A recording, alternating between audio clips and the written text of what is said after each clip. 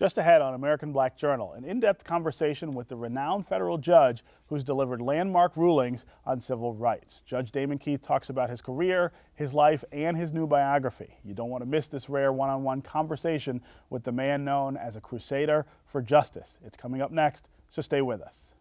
Eric wants to know. What does DTE Energy do to make Michigan a better place? Rodney can tell you. We do a lot, like youth education and employment programs. We fund over 500 jobs for youth all across the state. Many are neighborhood improvement projects just like this. It's incredible. Wow, that is fantastic. So this is like a paint by number, this whole thing, right? Communities are such great places, aren't they? They sure are. I love the siding. Measure once, cut twice, right? DTE Energy. Know your own power.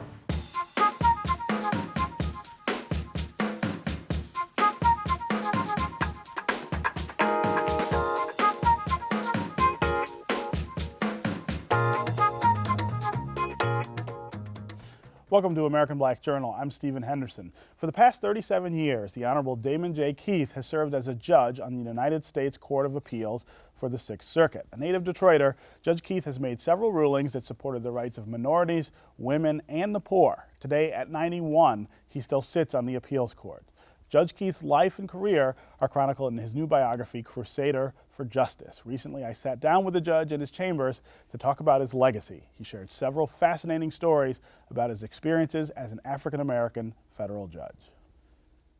Judge, I want to thank you for being here with me on American Black Journal, inviting us into your office here with all your photos of the history that you've had.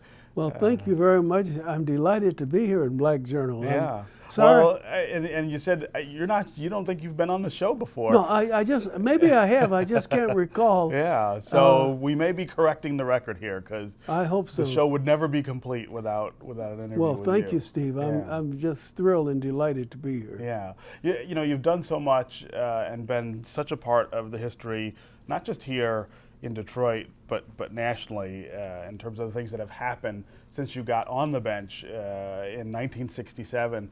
But take me back to that first year that you were appointed to the federal bench. What was that like? I mean, it had to have been intimidating to some degree, this idea that all of a sudden you're the judge and you've got the fate of justice in your hands. Well, I was appointed in 1967 by Lyndon Johnson and by President Lyndon Johnson. And I had been in practice with my firm, Keith, Conyers, Brown, Anderson, and Wall. And we had moved from the Tobin building where all the black lawyers practiced to the Guardian building. And I was co-chairman of the Michigan Civil Rights Commission with Judge Fikens. And I was just delighted when Senator Hart recommended me to President Lyndon Johnson. And sure. My wife Rachel wondered how I would make the transition after practicing law for 17 years and thereabout to being a judge. And it was a little difficult at the beginning, making decisions and not becoming an advocate, but being open-minded about those who appear before you. Right. And I think that's sort of the hallmark of your career, right? I mean, you've been a very straight shooter from the bench, hard on both sides when necessary, but always fair. I've tried to be. I've been on the bench for 40 years or so, and I've never held anyone in contempt of court, and I've never threatened to hold anyone in contempt of court. I've tried to be fair. I tried Tony Giacalone, who was the alleged head of the mafia here in Michigan, and it was on a net worth case that the government had indicted him, saying that he was spending more money than he was reporting. I remember that. You remember that case? So I tried him for 8 months, and he was convicted, and I sentenced him to jail for 10 years. But the interesting thing there was, well, there were a lot of interesting things, but they asked some of the jurors, how difficult was it for you to find Tony Giacalone guilty of these charges? And to my amazement, it's in the paper that they say we tried to be as fair the 8 months trial as Judge Keith was, in making our decisions. So that made me feel good. That they picked up on how fair you were being. Yeah, because the judge really sets the tone, Steve, of a trial. Right, right. Another instance, but just showing you how you can set the tone. I was trying a very radical man when I was on the district court, and his lawyer said, "Now, Judge Keith, this man will not stand up when they say, 'Hear ye, hear, the court's in session.' And he won't stand up when you're this." I said, "We don't have any confrontation. Let him stay out in the hall, and we'll come out and start." He can come in when. Yeah. And then before we take a recess, let him go out. I said, "We don't have to have a confrontation." Right, right. And that's the way it was. Yeah, and yet the title of your book calls you a crusader, and that's one of the things that you're very comfortable with that word, right? Yeah. Yes, I am. Steve, I went to Howard University Law School and had a chance to be with Charlie Houston and Thurgood Marshall, Spotswood Robinson, and other great advocates. And Thurgood used to tell us, the white man wrote those words, equal justice under law. Right. When you leave this law school, I want you to make him live up to those things. Use the law as a means for social change. Right. And in my career, I have tried to do that, to try to balance the scales of justice. In the wiretap case, when I told President Nixon and Mitchell they couldn't wiretap without prior judicial approval. Right. In the Detroit Edison case, where there were no blacks in any high position, and I fined them a certain amount of money, along with the union, Right. For not representing.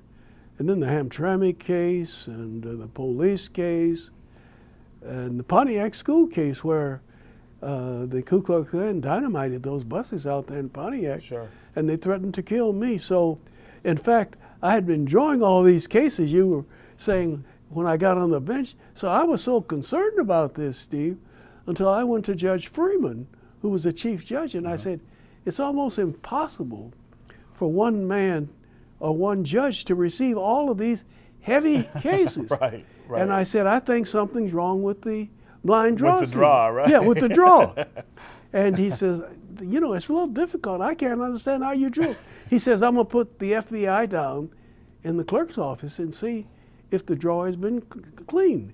So he did, and he came back to me a month or two later, and he says, you just drew all those cases? You just got them. Yeah. Right, right. And as I look back over my life, Steve, it was good that I had them, and I've made a difference in terms of the judicial philosophy throughout the country. Absolutely. I mean, I think the phrase that you're best known for in judicial circles in terms of opinions that you've written is the line that democracy dies behind closed doors, yes. Which of course is a phrase very close to my heart as a newspaper, newspaperman. But life is funny in terms of the way it directs you, and I believe that faith plays a part, and God plays a part in it. In these two cases, dealing one with President Nixon and Mitchell, and another with President Bush. Right. In the first case, dealing with the St. Clair case, where you had Bill Kunstler and Leonard Weinglass representing these revolutionists, the case was originally assigned to Judge Talbot Smith, who lived in Ann Arbor. Okay. And he came to a judges meeting and said, I have my wife and my children here in Ann Arbor, and I wish you would get in touch with the chief judge of the Sixth Circuit and ask him to bring another judge in here to try this case.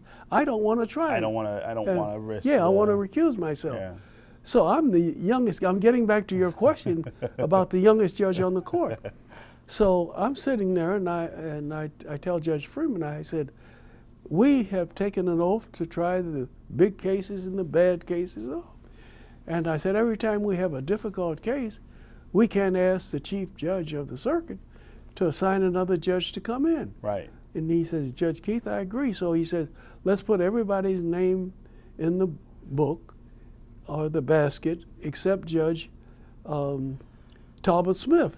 And whoever draws the case, that will be his case. And would you believe I drew the case? You got it again, right? Yeah. Right. And then in the Detroit Free Press case, Right. where I said democracies die behind closed doors, I sat on a panel with Judge Daughtry, who was presiding, because I was a senior judge and a district judge from Ohio.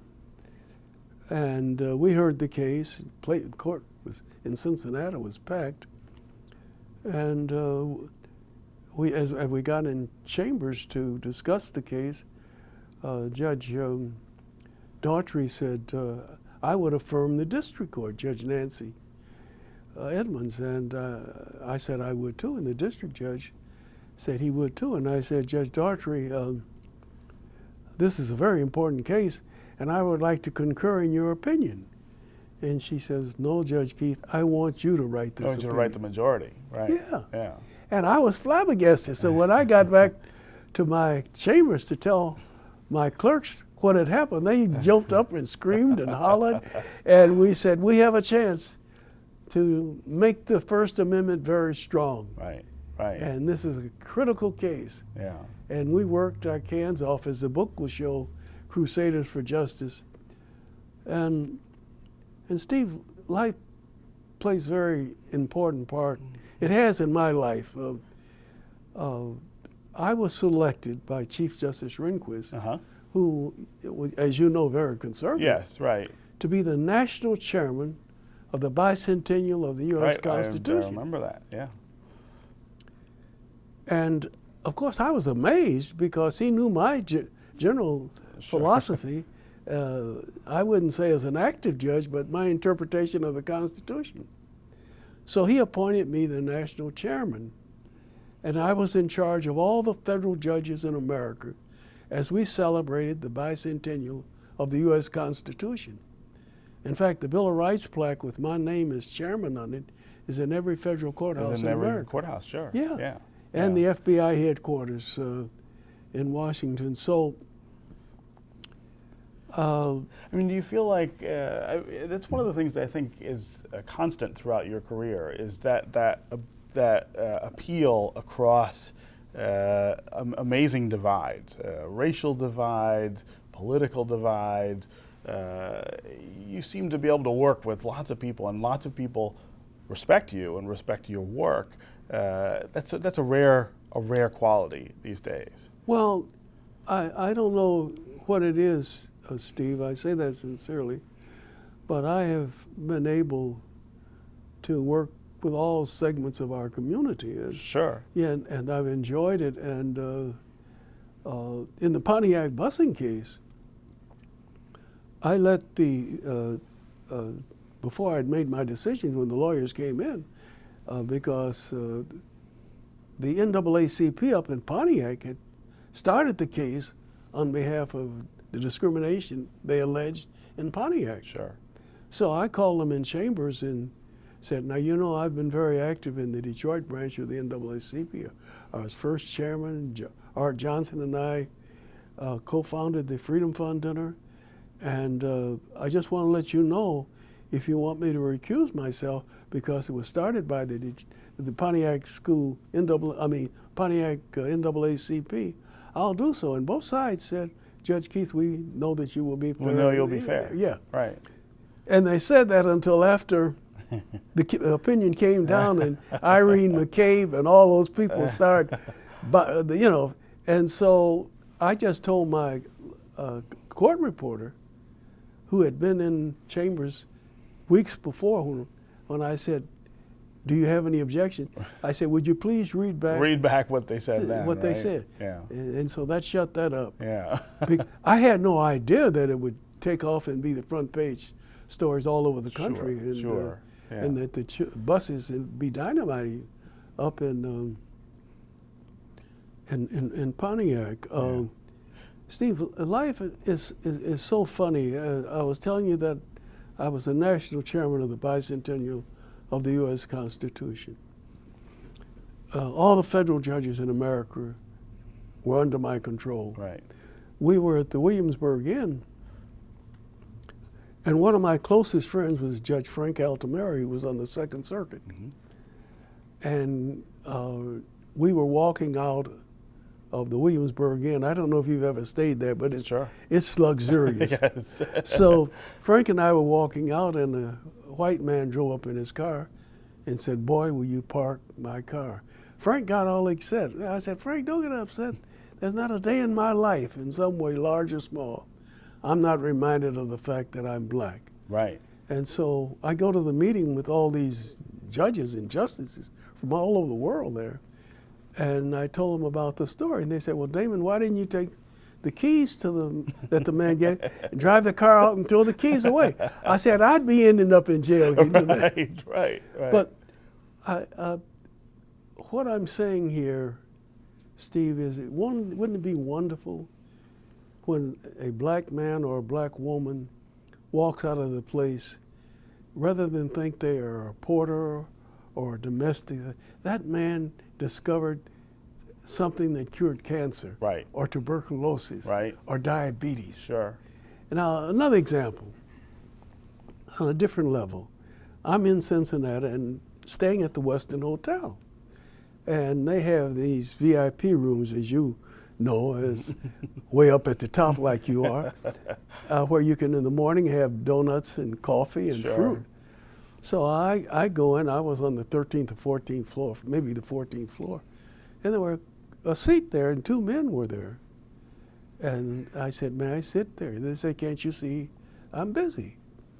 I said, "Oh, I'm sorry, sir, I didn't know," and I went and got a seat. So, as you know, being a Cincinnatian, that the Westin is right across from Fountain Square, where the federal building is. So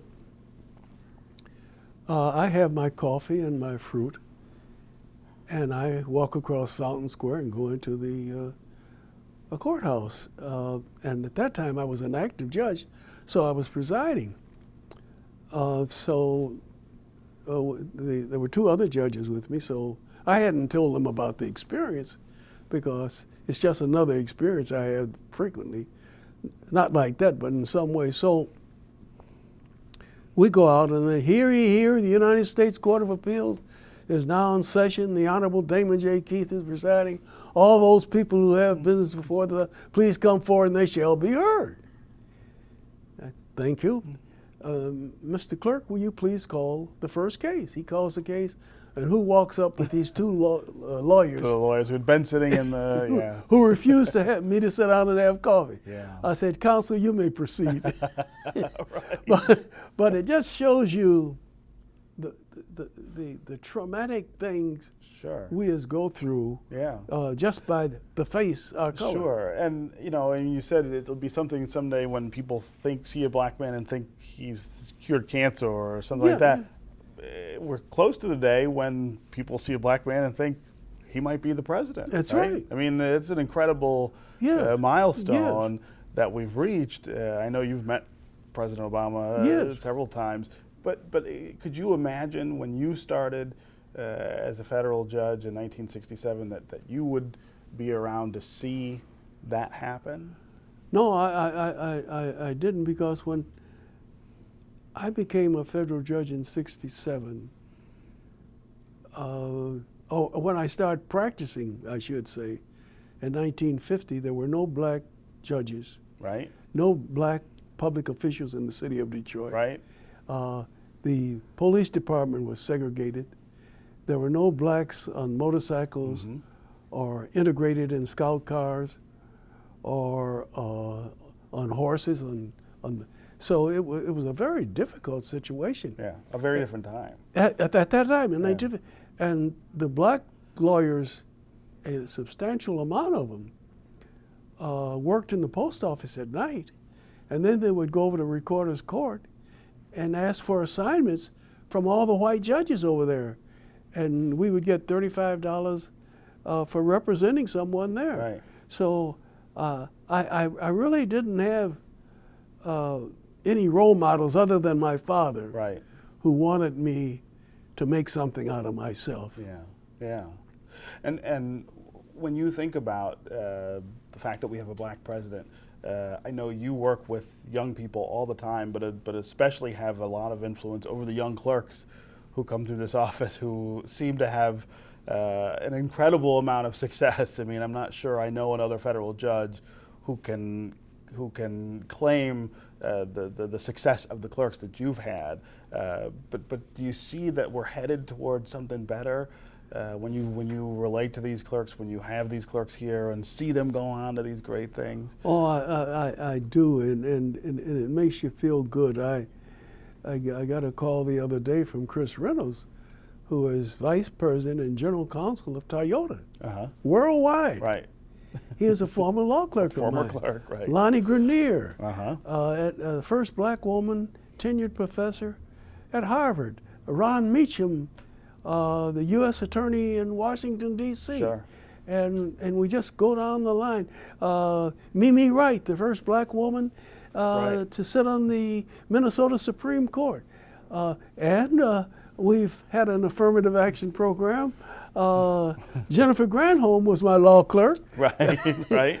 And I swore in 2 times, you know. Right, as governor. Yeah, as governor of the, and on the back of the book of Crusader for Justice, we have the endorsement of President Clinton, who says Judge Keith has changed the course of history and made this a better place for all Americans.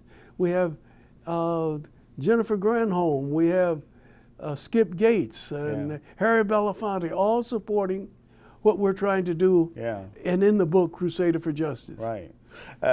We've got about 4 minutes left. I want to talk about the Keith Center at Wayne State, which I really think is an incredible shrine to your legacy. And I sort of feel like that is, that's how we'll have Damon Keith around for the next 100 years, right? Well, Steve, it's interesting you say that, because Edsel Ford, the Ford people gave a lot of money.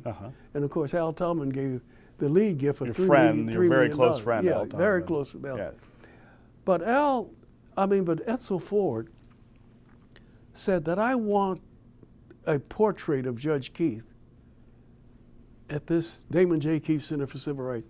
So when my children and my grandchildren come to the Damon J. Keith Center for Civil Rights, Right. they will see this portrait of you and they will know who you are.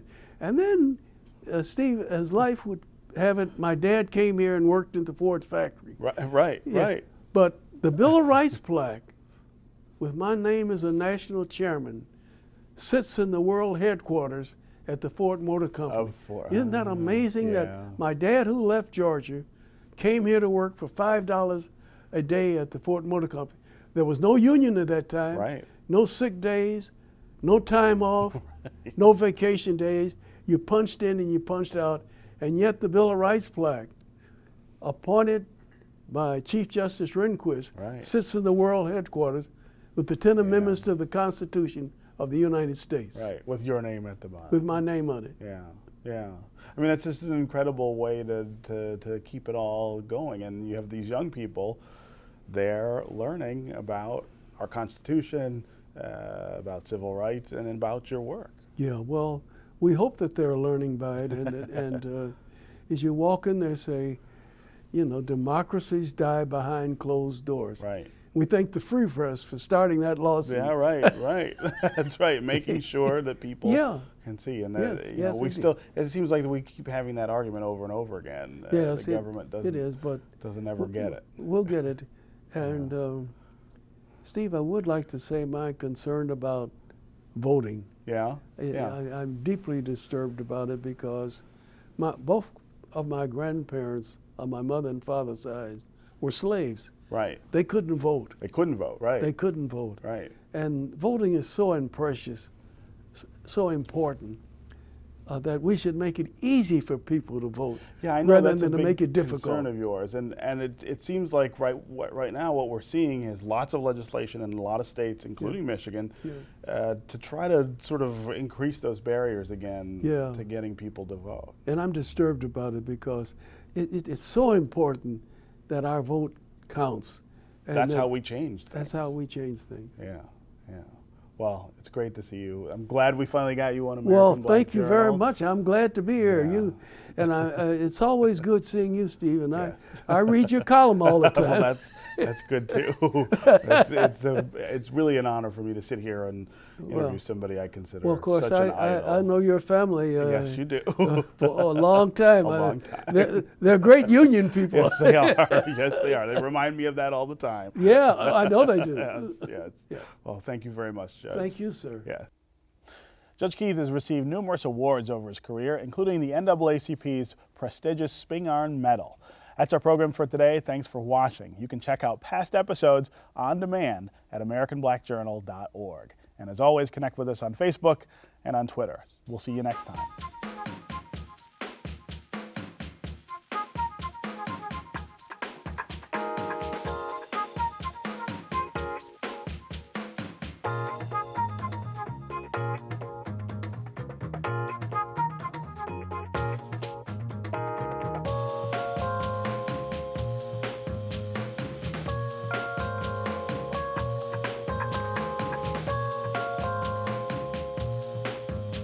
Eric wants to know. What does DTE Energy do to make Michigan a better place? Rodney can tell you.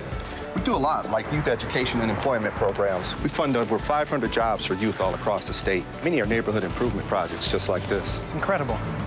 Wow, that is fantastic. So this is like a paint by number, this whole thing, right? Communities are such great places, aren't they? They sure are. Love the siding. Measure once, cut twice, right? DTE Energy. Know your own power.